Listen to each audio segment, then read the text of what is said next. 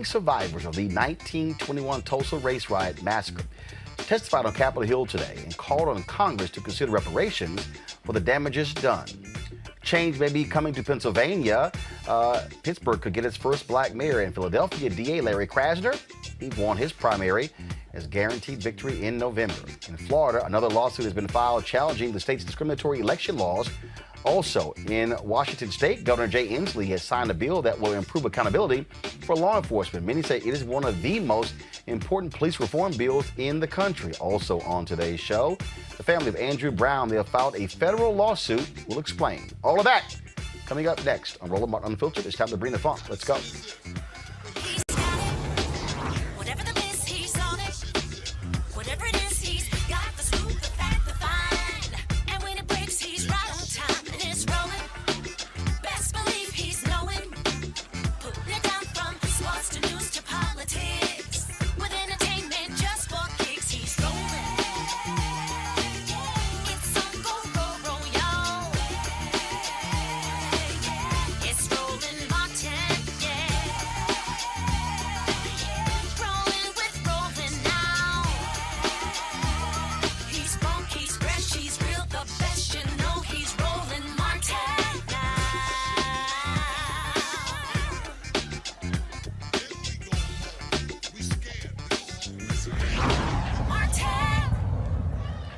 Folks, today on Capitol Hill, testimony with some of the last surviving members of the Tulsa race riot, which took place in 1921. Riveting, shocking testimony that took place, folks.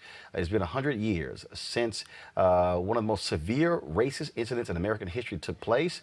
Upwards of 300 black people were killed when a heavily armed white mob stormed Greenwood Avenue, known as the Black Wall Street, leaving folks dead, buried in mass graves. Today, the House Judiciary Committee subcommittee heard testimony from survivors to consider possible legal remedies to compensate massacre survivors and their descendants. Here's Viola Fletcher, one of 3 witnesses who recounted the sights of the dead black bodies lying in the streets.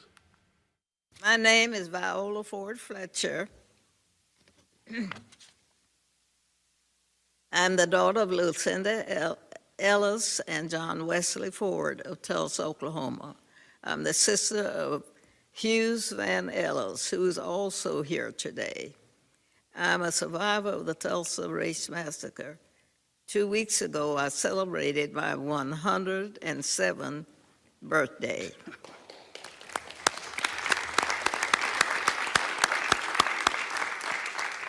Today, I'm visiting Washington, D.C. for the first time in my life.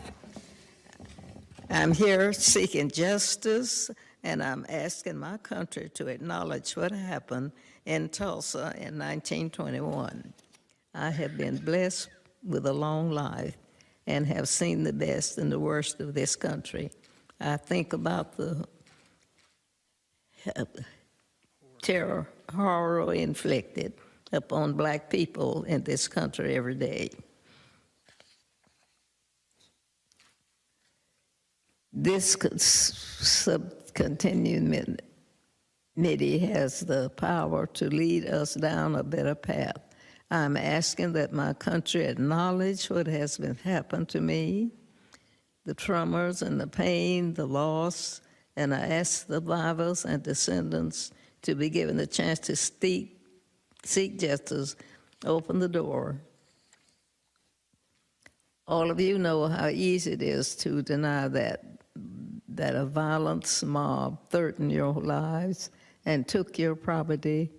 For 70 years, the city of Tulsa and its stream of commerce told us that the massacre didn't happen, like we didn't see it with our own eyes. You have me here right now. You see Mother Randall, you see my brother Hughes Van Ellis. We live this history and we can't ignore it. It's our lives with us. Oh my goodness. We lost everything that day, our homes, our churches, our newspapers, our theaters, our lives. Greenwood represented all the best of what was possible for black people in America and for all the people. No one cared about us for almost 100 years. We and our history have been forgotten, washed away. This Congress must recognize us and our history. For Black America, for the white Americans, and for all Americans, that's some justice. Was that it? Thank you. Do you want to say anything else? I thought it was another page. Do you want to say anything else? Mm-hmm. Is there anything else you want to say? No, it's not. Thank you very much. We appreciate very much your testimony.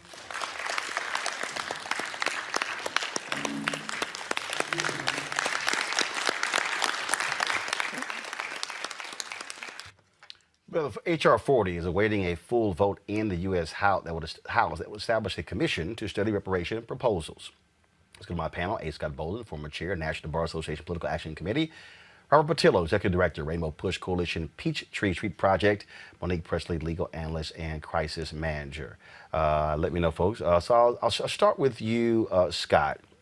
We've had, you had attorneys, Willie Gary, the late Johnny Cochran and others who first, and also Professor Charles Ogletree, who first were representing these families in trying to get compensation for what took place. I remember them being at Congressional Black Caucus probably, 15 years ago. The state of Oklahoma finally apologized, but they've not at one time spent a single dollar. We're going to be in Tulsa next week. Beginning on May 27th through June 1st for the commemoration of the massacre. They have a Tulsa Race Riot Commission. Money is being raised, all these different things, but not a single cent is going to those survivors. And so what legal argument can they make to be funded? For that to be repaired, because there are survivors of the actual massacre. Unfortunately, only 3 are left. Yeah, a couple things, Roland. They could, one, file a lawsuit, and while the defense would argue that they had statute of limitations is run, they could argue that it was an ongoing conspiracy and that they were blocked from filing a lawsuit in between that period of time. Or they could even argue that there are other ongoing claims that they're suffering from on an ongoing basis. The least, or rather the least onerous approach to this would be the state legislature and the governor getting together and proposing dollars in compensation in their budget, even if it was through an annuity where they will be paid out over time, not just to the survivors, but to the families of those who didn't survive. It could be carefully crafted. The state has state insurance. The insurance carriers probably wouldn't pay, but the state has money in their budget to do the right thing. And that's really the easiest, the best, and least restrictive approach to getting them compensated if the state has the will to do it. But the reality is this here, Monique, and that is Oklahoma, Republican red state, they won't do that. Done it a long time ago. If they had any interest whatsoever in doing the right thing, it would have already been done. So while I agree with my colleague that these are things that could happen, I have very little faith that any measures that are available legally or any measures that are available, as we would say in the law, in equity, where people do the right thing because it's the right thing to do, or where a judge steps out, does extrajudicial things with his or her power. No, I do not see that happening here. Robert? Well, I think the issue that you're going to run into is that this would open up the floodgates for every other white massacre that happened between the mid-18th century and the mid-19th century. You could go back to Atlanta, 1906 race riots. You can go to Elaine, Arkansas. You can go to many of the other cases.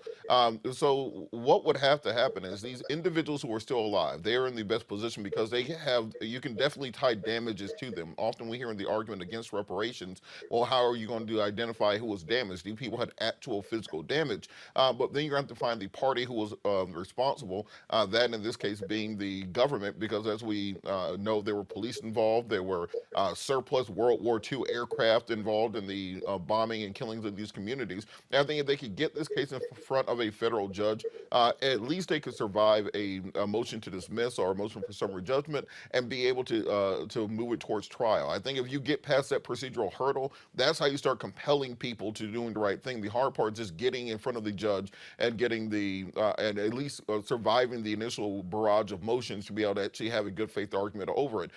It's a hard one, is a long shot, but I think it's the best shot that we have given the current political climate, and we're in the best position we have been in the last 100 years to address it. Well, the thing that we're looking at here, I mean, the reality is the state was indeed an actor in this. These folks were not protected. They did not send in state officials as well. And so can you not make the argument, Scott, that the state was complicit in allowing this violence to move forward? Yeah, but you still got to convince a judge and jury and beat the motions to dismiss, because arguing that they would be out of time. Here's another approach, that if the federal government, right, in an effort to bring justice to these individuals, if the Dems take over the House and Senate, right, then, or they take it over with a larger majority, if you will, after 2022, they could seek federal relief. This is about a groundswell of support and a movement, if you will, and making people do the right thing. It may not happen in Oklahoma, but if the Dems are in control of all three houses and there's sentiment of support, then why not ask the feds to do the same? Monique? I agree with Scott, but as I said before, That's two in a row. It's early in the show.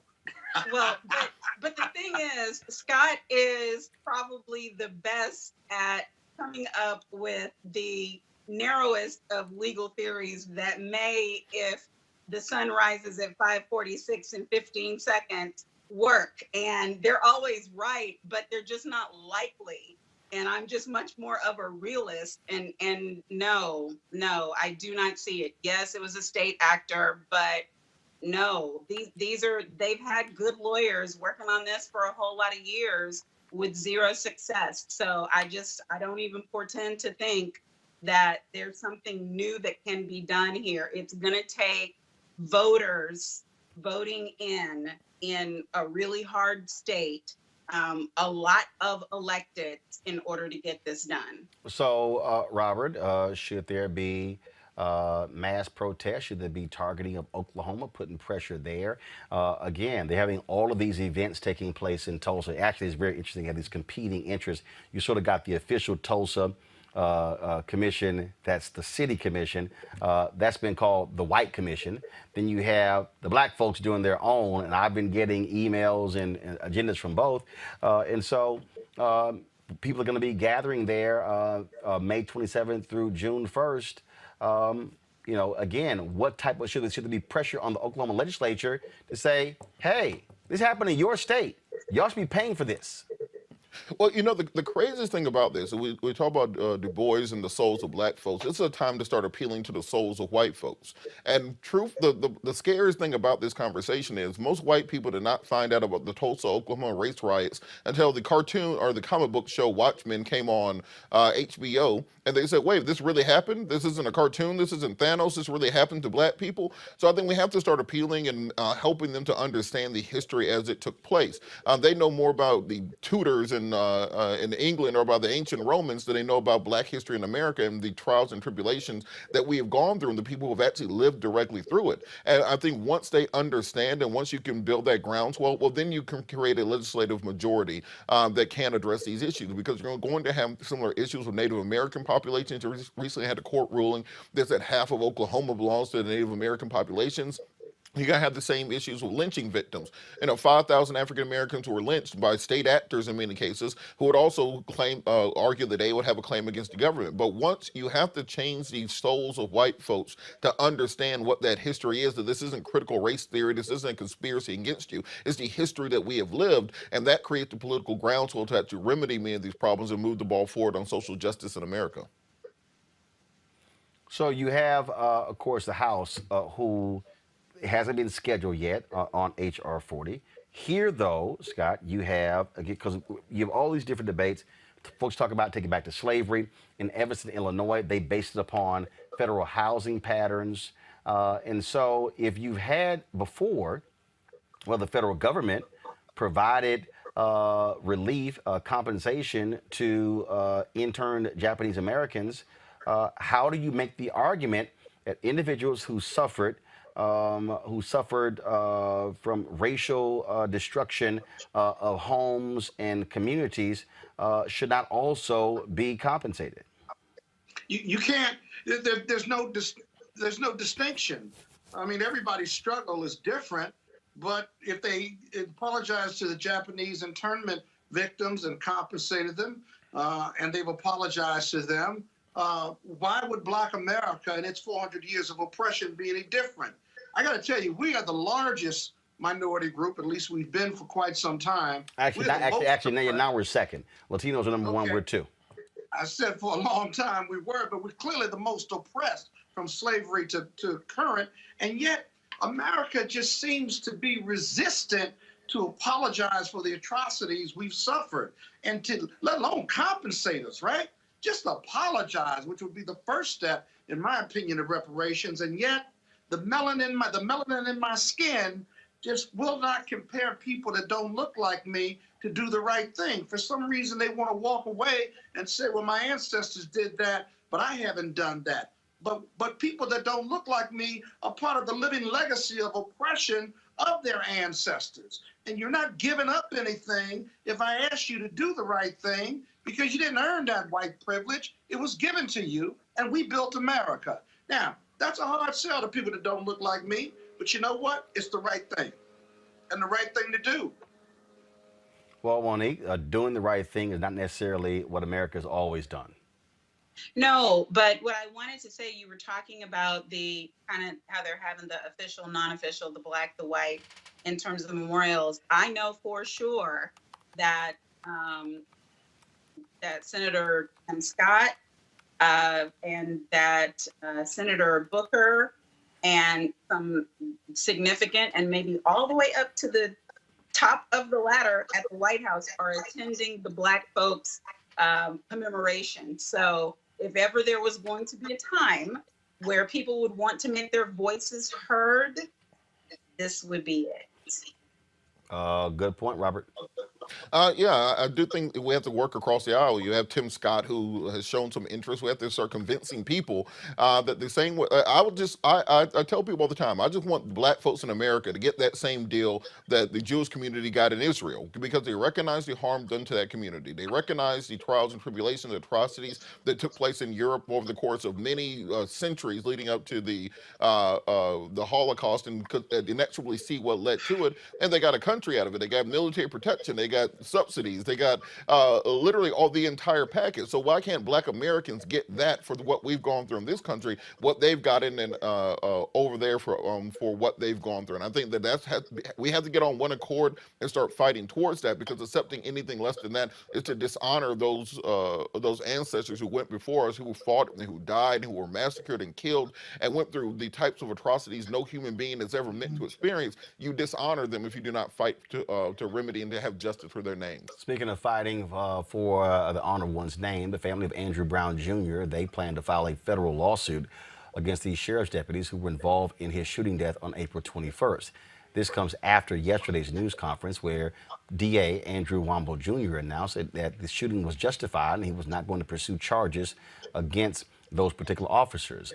Chase Lynch, who is one of the attorneys for the Brown family based there in North Carolina, he also says the family is demanding that the family wants to see full unredacted body camera footage, as well as details from the State Bureau of Investigation, who the DA said led their particular, who led the investigation part of this. Monique, what about that in terms of the lawsuit of the family against the sheriff's deputies in federal courtroom? I don't see it holding much promise.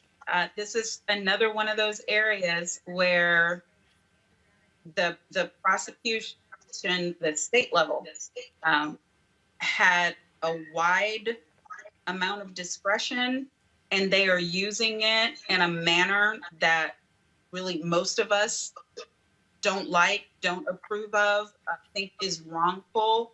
But the federal standards are so different than that, that I don't think that there will be any hurry up because a lawsuit is filed. And I say this at risk of every single lawyer who's on this case because I know them, but this just to me is not the winning strategy.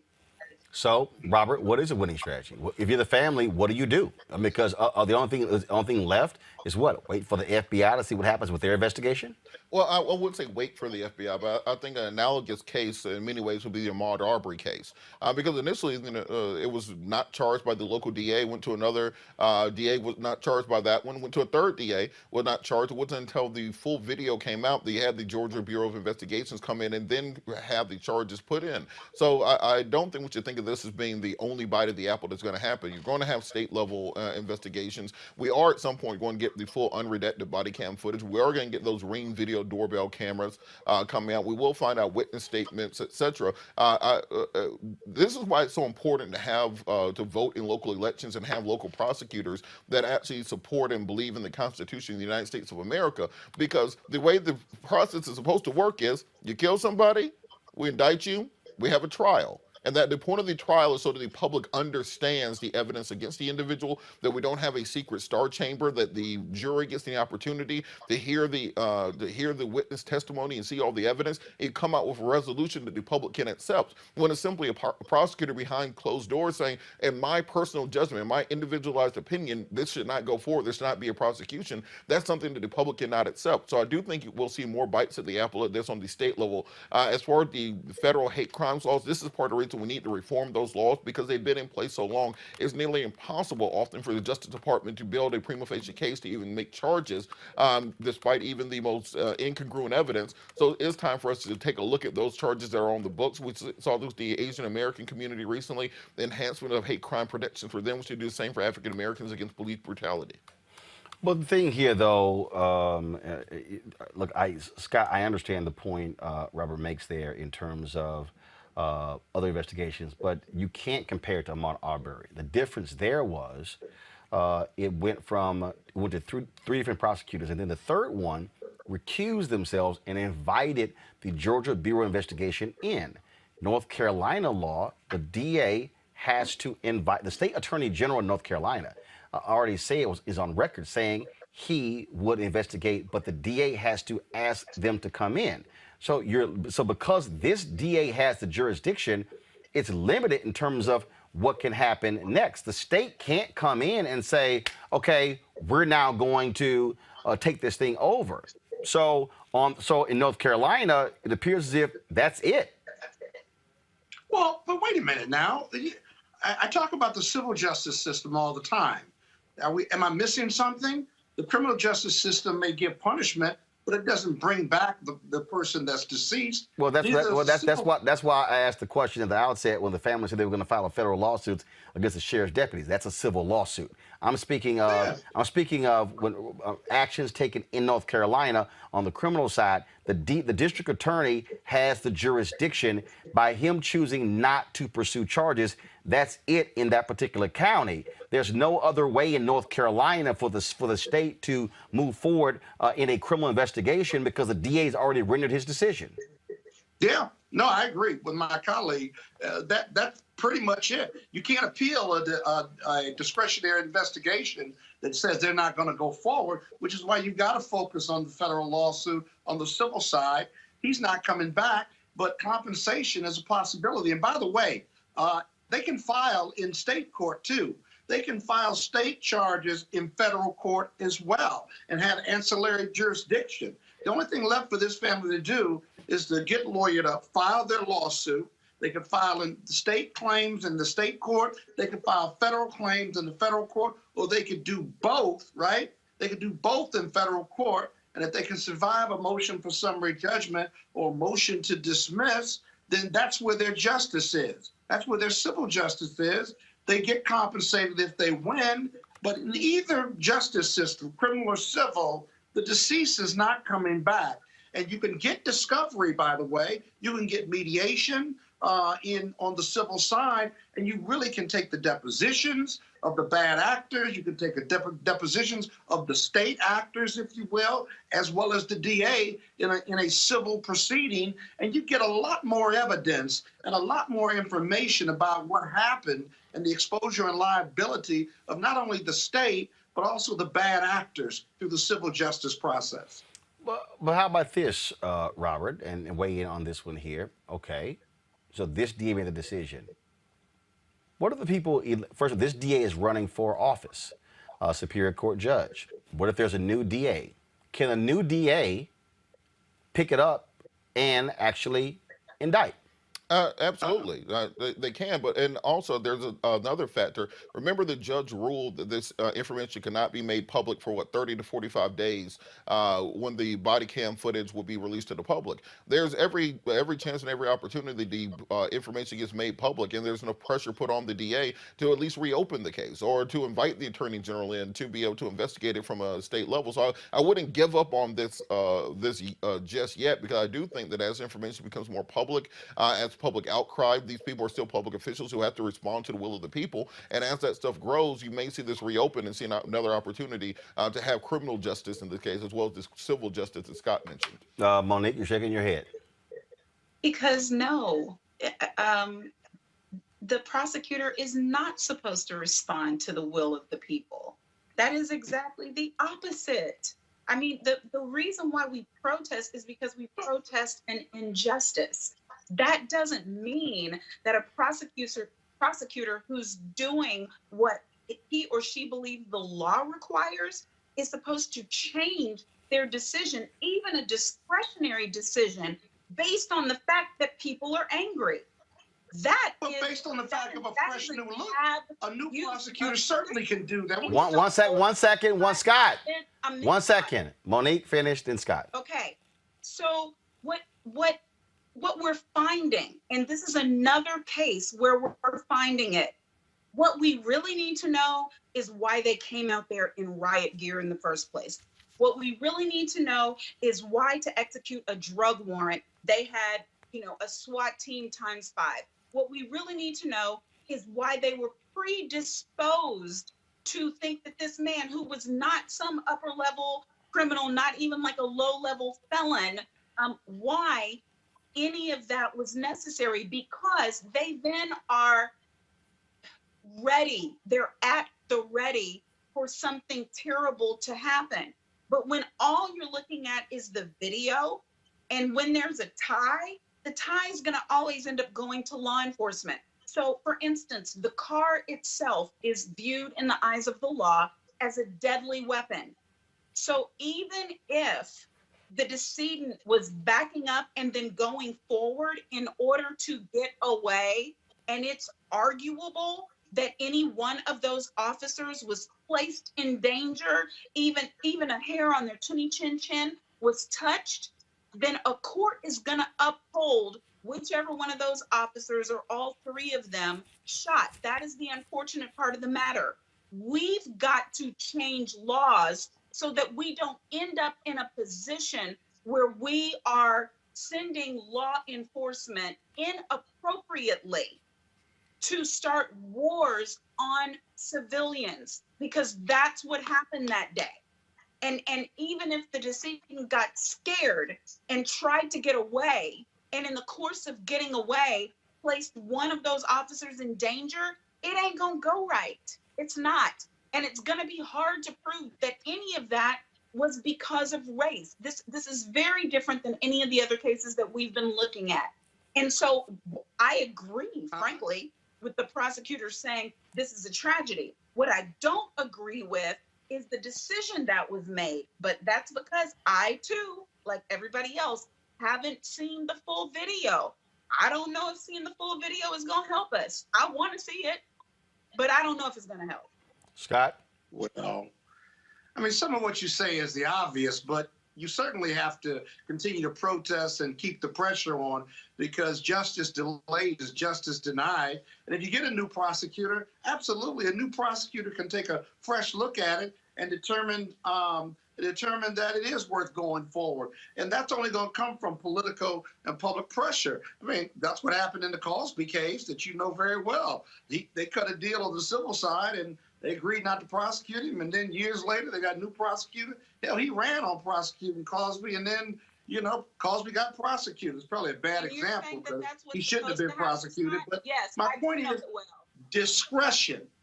You have discretion. Right. The only difference between a criminal proceeding. Monique, hold on. Monique, hold on. Hey, I stopped me from interrupting you. You can't interrupt him. Scott. No, but he's on mic. No, I got it. Scott, finish your point, then I'll go back to Monique, then I'll go to Robert. Go. Okay, so DAs and federal prosecutors have a huge amount of discretion.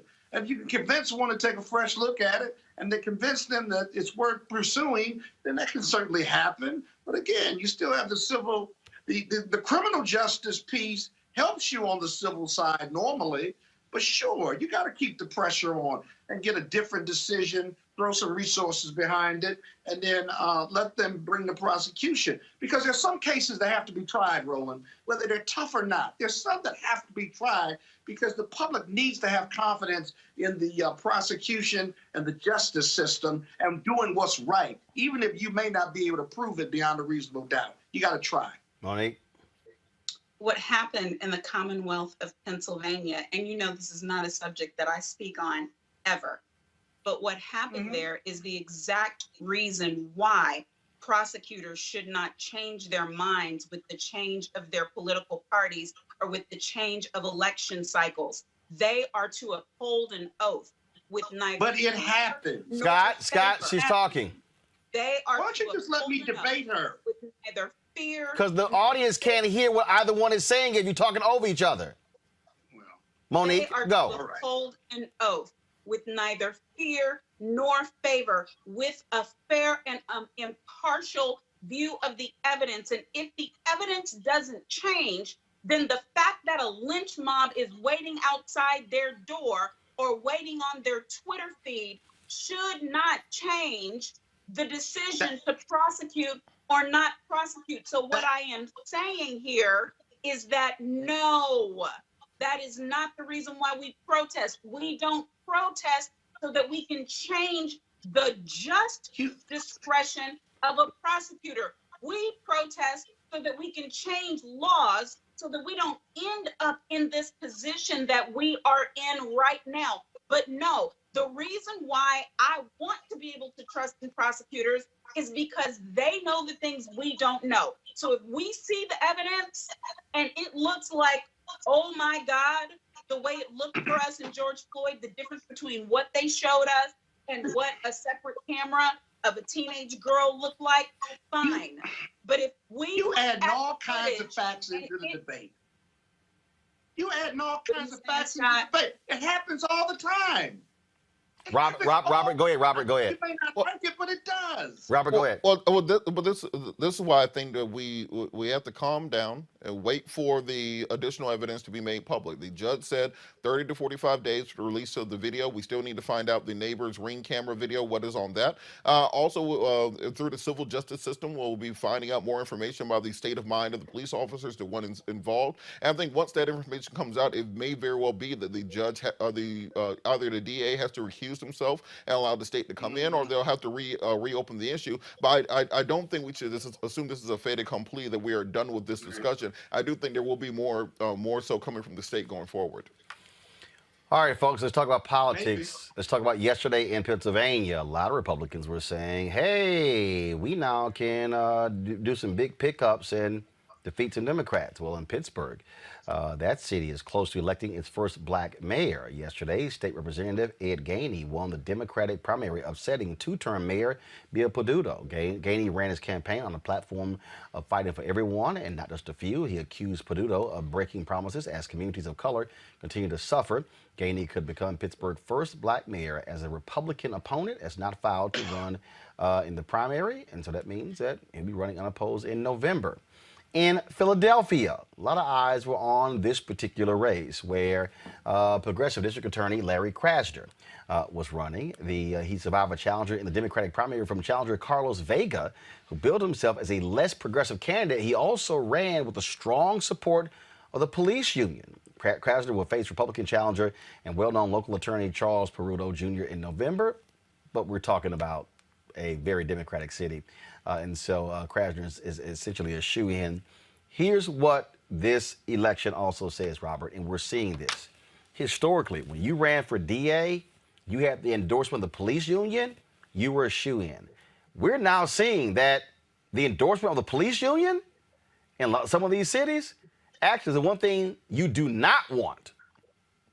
Well, you're absolutely correct. And I think we're seeing this wave across the country. I call it the black girl magic wave of mayors that we saw nationwide. Everything from St. Louis to Atlanta to New Orleans to Baltimore, all across the country. And we're seeing the same thing with progressive DAs because individuals are understanding that, quite frankly, locking up people and throwing away the key does not do anything to keep communities safer. It doesn't do anything to reduce crime rates. It doesn't do anything for restorative justice or to bring people back into the community as restored citizens. And because of that, we're seeing a new progressive wave of elected officials, particularly on the criminal justice side of the aisle. What's going to be interesting, however, to see the police response, because what we saw in Chicago and Atlanta and Baltimore and other places, that when you try to put reforms in, when you have a progressive district attorney who is trying to go up against the police union and the fraternal order of police, that they often will just simply allow crime to get out of control to try to get those elected officials out of office. So it's going to be a continuous balancing act between the interest of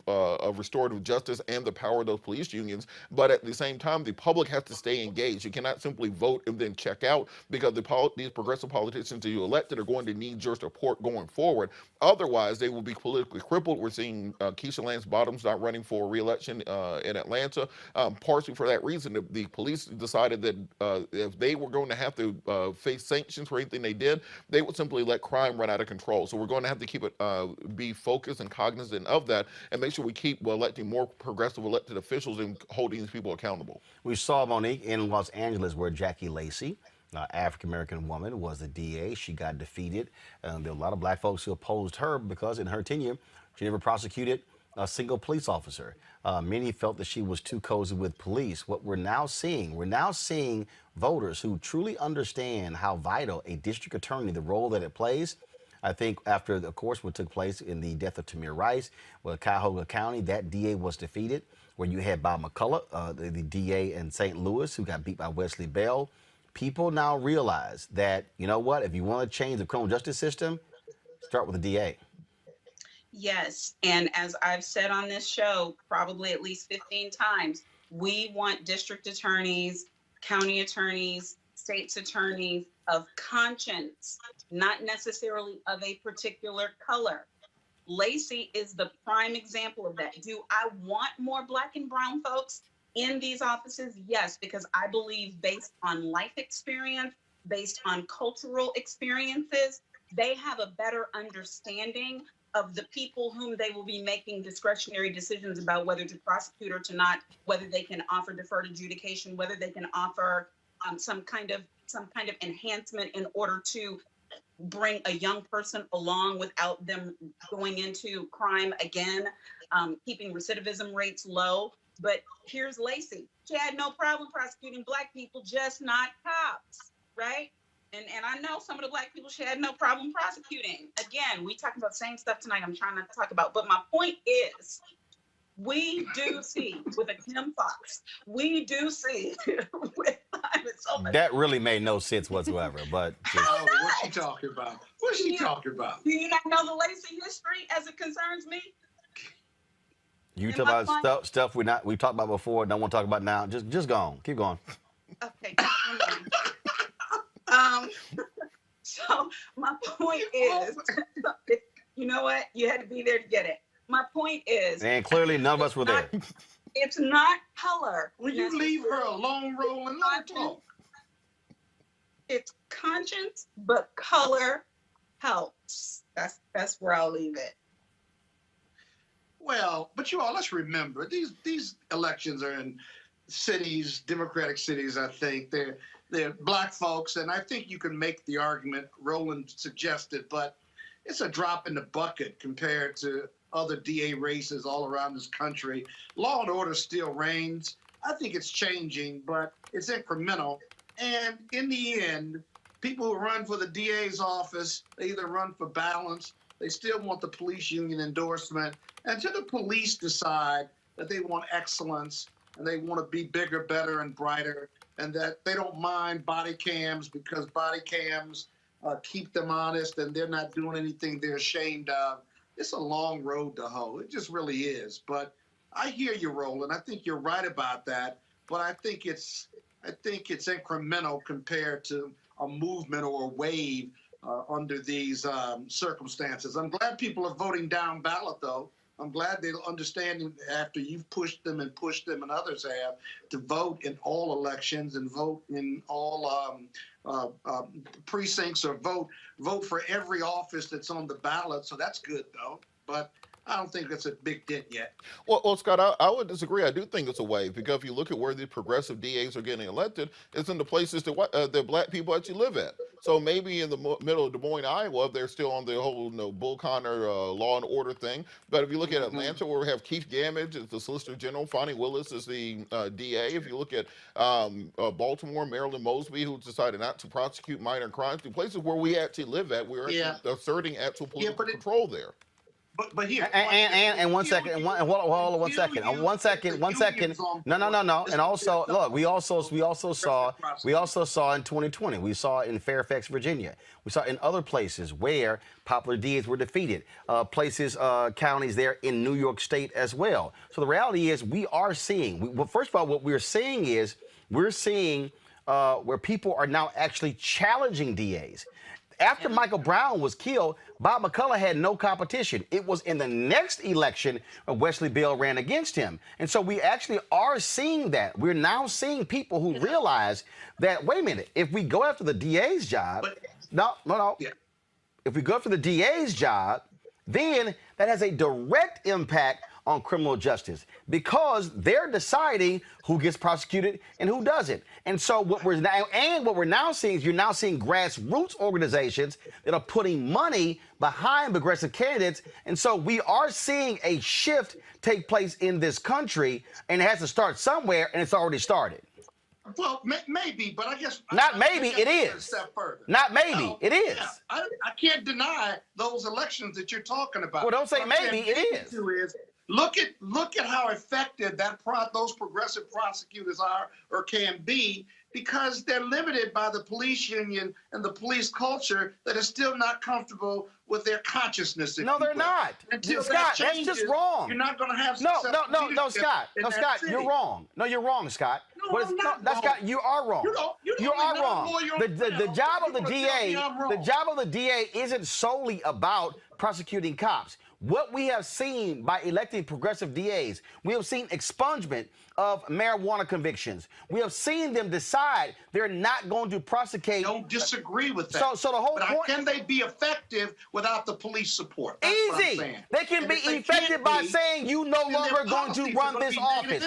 For instance, you saw in Chicago where a prosecutor went to court and essentially gave the police version of a shooting of a 13-year-old kid. When the real story came out, Kim Foxx you got to go. So the old way of doing business where we could do whatever we want. Same thing in Dallas County. John Cruzo, when he became the DA there, prosecuting a policeman conduct there as well. What we have seen, we are seeing more and more examples of progressive DAs assuming authority and willing to challenge police departments, and Monique, not being penalized for it. You're seeing moments, not movements. No, we are seeing a movement. You're seeing moments. Scott, a moment is when one or two are elected. A movement is when you have 5, 8, 10, 12, 15. That's a movement because that's called moving. You're not making a dent. You want to. That's your liberalism telling you that this is a movement. It isn't. It's minuscule. I'm sorry. If you go from 1 to 15, what the hell is that than a movement? That's What is not that? a movement out of 2,000 prosecutors. You got a little moment. You got 15 No, Scott, moments. it's a movement. It's a movement when they're also being impacted in the major cities where black folks are mass incarceration. Monique, go ahead. Thank you. So, back yes. this one, Monique. If, Thank you. No, I'm not, Scott. No, stop it.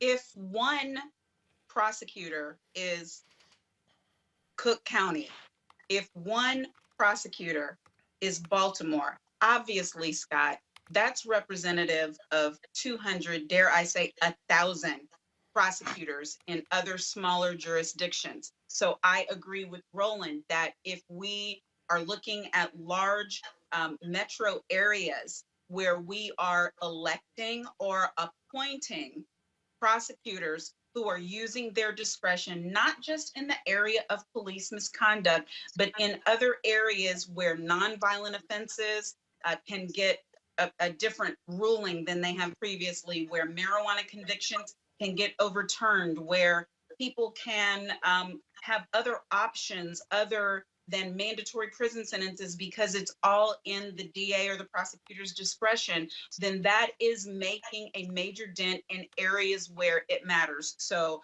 I agree with Robert and with Roland, and not with you, Scott, not with you on this. And Monique, Robert, go ahead. Robert, go ahead. And Monique, to your point, I think one thing that we've seen with Marilyn Mosby and what we saw in Oregon actually is that we've started seeing prosecutors unilaterally be able to decriminalize blackness.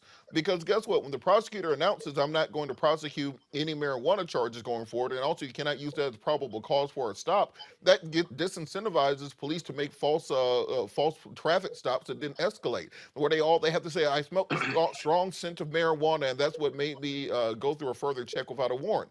If you decriminalize sex work, for example, well, now you don't have an excuse to execute warrants on people. If you decriminalize petty offenses and say we're going to have municipal violations and community service instead of jail time, well, now we stop some of those police interactions that often escalate. Because what we've often seen in police shooting cases is a direct escalation from a minor misdemeanor stop for no apparent reason into something which is a fatal event. So we stop prosecuting people for truancy, vagrancy, loitering, cruising, air fresheners. Yeah, air fresheners, cruising in districts. There used to be a law in Atlanta, you couldn't cruise around 5 times the same area without getting pulled over by the cops. You get rid of those things, you lower police interactions, you have real life criminal justice reform, and it's sweeping the nation. It's not isolated.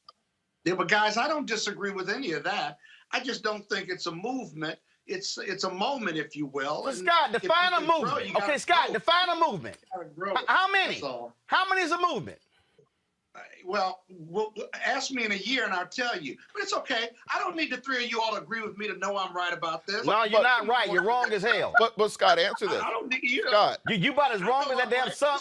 You about as wrong as that damn sunlight in the middle of your face on this video.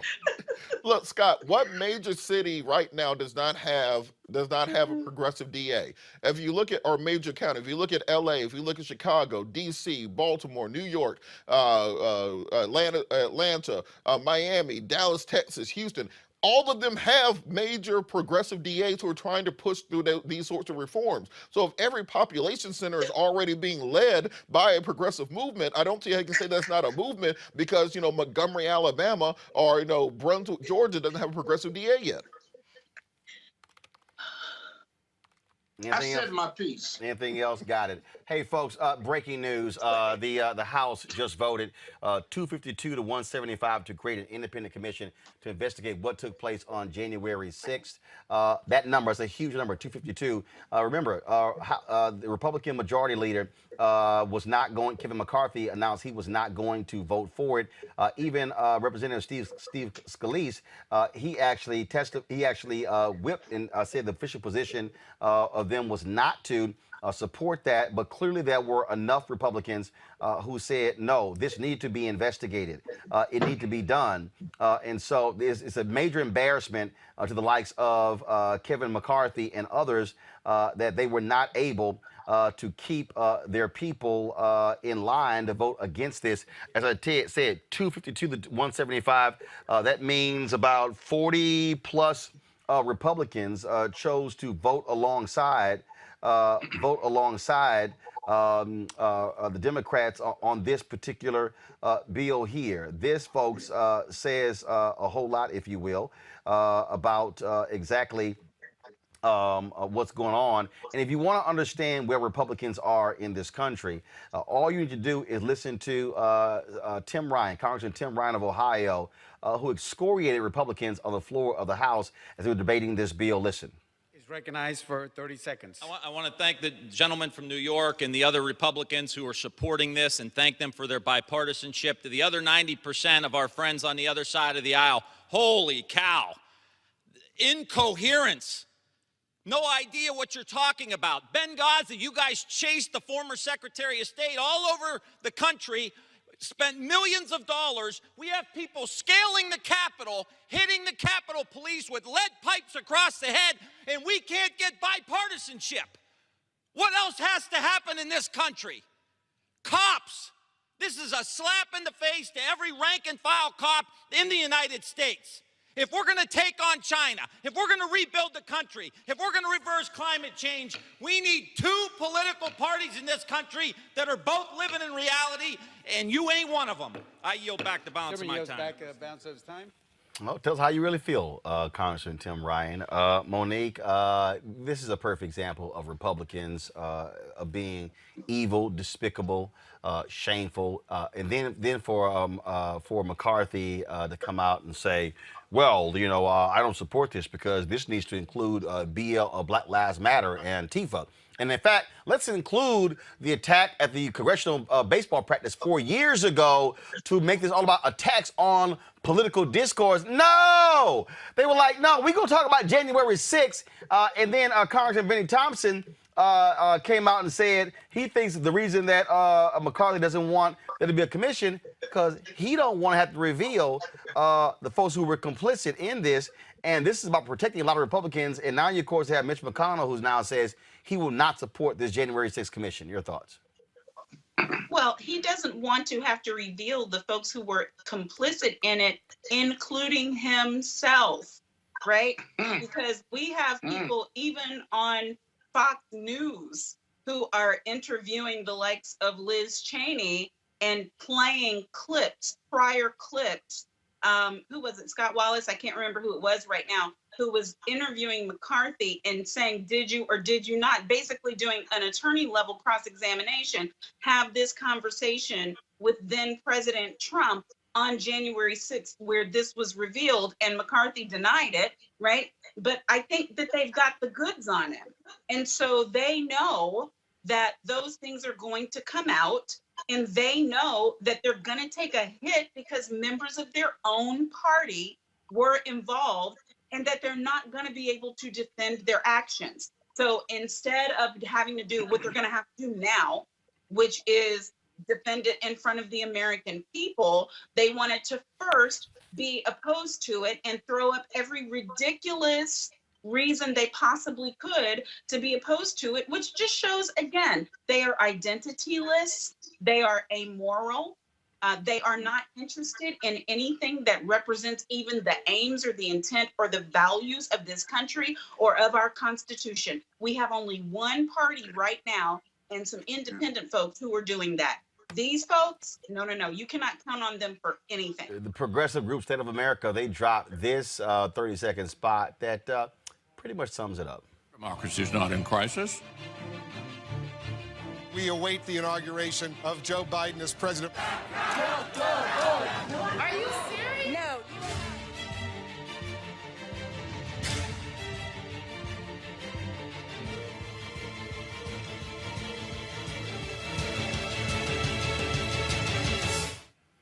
That about sums it up, Robert.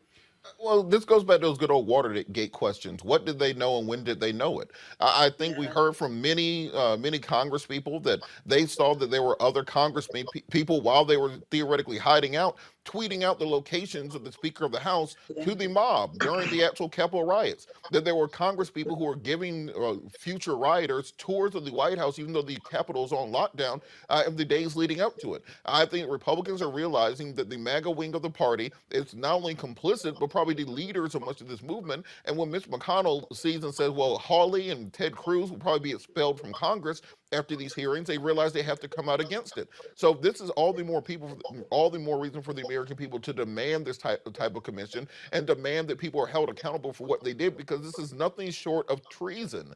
The way that they have run after and tried to accuse everyone else of treason while doing it themselves, I think is amazing and galling. And this is why it's so crucial to have this type of commission, to have the Department of Justice is ready, willing, and able to prosecute. Yeah, but this is just sheer lunacy too. But this is Trump's lunacy. I mean, I don't know how the Republicans take this position, let alone challenge the election after the insurrection, go right back in, and then believe and presumably can get reelected. That's the danger in all of this. It isn't the lunacy of their position, because it clearly manifests that they could care less about the democracy, they could care less about their personal safety and the safety of others, and they could care less about the Constitution. None of them should ever say they love the country or they love democracy or the Constitution. But what's really sad and demoralizing, excuse me, is that they can take these positions that are anti-American positions and fully expect to get reelected, Roland. I got you. That their constituency will continue to support this lunacy. Because they believe in white supremacy. Folks, I certainly appreciate it. We're going to leave it right there. Scott, Monique, and Robert, thank you so very much. Racial injustice is a scourge on this nation, and the Black community has felt it for generations. We have an obligation to do something about it. Whether it's canceling student debt, increasing the minimum wage, or investing in Black-owned businesses, the Black community deserves so much better. I'm Nina Turner, and I'm running for Congress to do something about it.